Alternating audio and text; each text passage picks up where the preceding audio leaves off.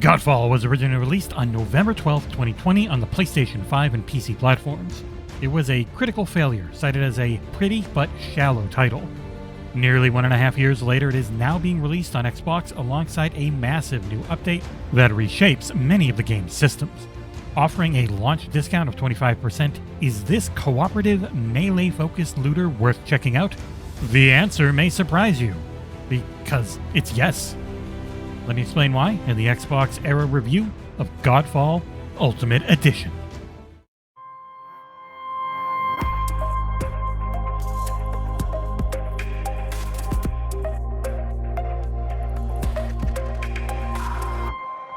Godfall's gameplay is extremely fun. I didn't think it was at first, with a tutorial area that felt repetitive and flat. Things changed quickly though as I began unlocking more moves and weaponry for my character, whose name is Orin. His brother Macros wanted to become a god, so he attempts to murder his brother to get his way. This is an odd version of Earth with various elemental realms and all manner of heavy metal inspired armor and enemies abound. This game world wants to be cool, badly, but it never grabbed me in any intelligible way. Outside of this weird, throwaway story is a melee combat system teeming with brilliance, 3 graphical modes offering up a bevy of incredible sights, excellent music, and competent voice acting. Let us get into the gameplay and loot systems first. The game really is all about this ridiculously cool-looking and tight-playing melee combat. The right bumper is your light attack, right trigger is your heavy. Left bumper is for using your shield, and left trigger is for activating special moves that are tied to the weapon you are currently wielding. You dodge with A, B is for context-sensitive traversal abilities, X is to heal yourself with the Life Stone, which is a rechargeable, use-based heal potion, and Y swaps between your currently 2 equipped weapons. Combat feels tight, though animations do lock in, so you need to be patient and deliberate at times. Spamming things will open you up for massive damage, and you can quickly die if you get greedy. The main way of avoiding incoming damage are parrying by timing a press of the left bumper, which is quite generous in the window afforded, or using dodge with a well-timed use of the A button. Though if you dodge too early or too late, enemies quite often will still hit you thanks to a little bit of magnetism in their attacks. To aid you in your hack-and-slash mayhem is a deep and rewarding gear system alongside a fast at first but eventually a bit grind-heavy leveling system. Gear comes in a variety of non-cosmetic slots such as rings and banners, which work in unison with your quite different-looking Valor plates. These are the multitude of different looks you can earn throughout your time playing that each offer up a variety of unique perks. There's a lot new here from previous versions of the game, as the Exalted update hit release and changed a ton of systems. If you tried this title back at launch in late 2020, there is so much that is new here, and from what I've seen, it's being generally well received by the game's fanbase. Those Valor plates offer up various passive and Archon Fury systems. Archon Fury is, once you've filled up a meter in combat, you can click in both sticks and activate a temporary buff for your character. Some may summon allies to fight alongside you, while others build up a shatter meter on foes near them. That shattering is one of the main combat mechanics of what is a very dense game. The basics are that right bumper attacks, along with some various ones depending on your current build setup, build up a white shatter meter on your enemy's health bar. Attacks that use the right trigger will then break this meter, and if it is enough to kill the enemy, they blow up.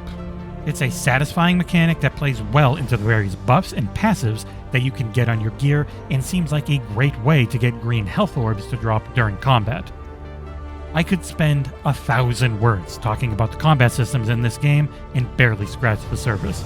Just know that it is fun as hell, even if you want to just swing like a maniac, and can be incredibly rewarding if you choose to dive in a little deeper. I played the game on an Xbox Series X, and the game offers up 3 different graphical modes. First is Resolution, which runs at an unlocked frame rate that felt like 45 frames per second or so. Performance mode felt like a fully locked 60 FPS without much loss in graphical clarity. Finally, the, I believe, Xbox Series X exclusive, but I'm not sure, 120Hz mode was my personal choice. There was a clear loss in graphical sheen, but the combat felt incredibly smooth and responsive running at this higher refresh rate setting. No matter what you're playing at though, Godfall is a very good looking game. Texture looks high quality, animations are fluid, and particle effects are dazzling. This high bar is matched by the excellent musical score from composer Ben McDougall. A large number of tracks fill each mission with a sense of grandiose and wonder. The voice acting is pretty good, but the writing is a little off. The game does a really bad job of grounding you in what this world is, and I felt like I had been dropped off into the end of Act 1 plot-wise after watching the opening cutscene. There's a fairly large number of names, either for places or people, and they're thrown at you non-stop, and I felt a little overwhelmed early on. This game really isn't about that story though, it's about playing through the campaign alone or with up to 2 friends and then getting to the end game. Thankfully, Godfall's Ultimate Edition lets you jump right into a level 50 character if you are so inclined. I spent a very short amount of time tooling around as one and was blown away at how incredible the combat felt and just how much there was to do. This newest edition of the game has added in even more content for the most powerful players out there as well. Overall, performance felt great, and I ran into only one bug where I had the objective of a mission not work for me, so I had to load out and load back in to complete it. Load times are quite short, averaging between 6 and 10 seconds for me though. One minor issue was how I couldn't skip through the dialogue in the boring and ultimately pointless feeling in between mission hub area segments, but they are fairly short. In conclusion, I'm shocked at just how much I have enjoyed playing Godfall. The melee combat is some of the most satisfying out there, and the time since release has been spent well, as they've rebuilt and tweaked what was a new generation launch title into something far more substantial. It's a damned fun title solo, but if you have 1 or 2 friends interested in not only the campaign, but grinding out the endgame with you, then this one is well worth your time.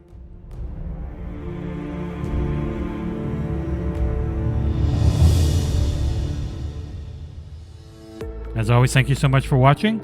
If you can like, comment, and subscribe, it really does help, and you can also visit us at patreon.com/XboxEra if you really want to help. We'll see you next time.